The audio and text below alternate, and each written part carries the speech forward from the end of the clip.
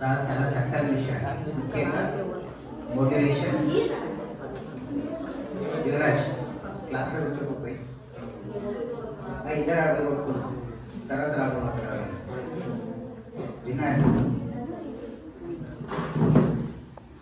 Okay, చాలా చక్కని విషయాలు. సమయం యొక్క ఇంపార్టెన్స్ ఏంటి, తర్వాత మీరేం చేయాలి, ఎలాంటి కోర్సుల్లో వెళ్తే వెళ్తారు, ఎలాంటి ఎంట్రన్స్ టెస్టులు రాయాలి, అన్ని విషయాలు చాలా కూలంకషంగా చెప్పారు. ముఖ్యంగా సార్ చెప్పిన అంశాలు మీరు బాగా గుర్తుపెట్టుకోవాల్సిన అంశం ఏంటంటే, మీరు ఎప్పుడు కూడా మీకున్న జ్ఞానం చేతనే డిఫరెన్షియేట్ చేయబడతారు. మీకు నాలెడ్జ్ లేదనుకోండి, మీరు ఎంత మంచి బట్టలు వేసుకున్నా, ఎన్ని బంగారు ఆభరణాలు వేసుకున్నా, మీరు ఎంత అద్భుతంగా తయారైనా మీ వాల్యూ జీరో.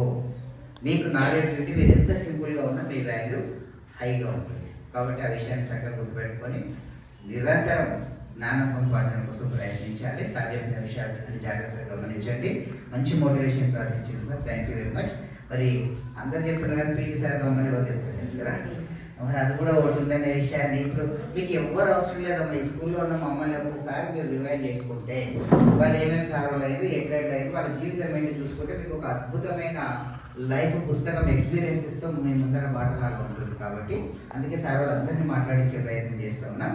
ఓకే, ఇది ఇక్కడ ఉన్నటువంటి ఈ బ్యానర్ నిన్న నన్ను మామూలు వాళ్ళు రిక్వెస్ట్ చేసింది మాకు ఏంటి సార్ అని, సీఎం బాలయాదవ్ సార్ పెట్టండి, మేము కూడా మా మామూలు జిల్లాలో పెడతామని. అంటే మనం ఒక అద్భుతమైన కార్యక్రమం చేస్తున్నాం.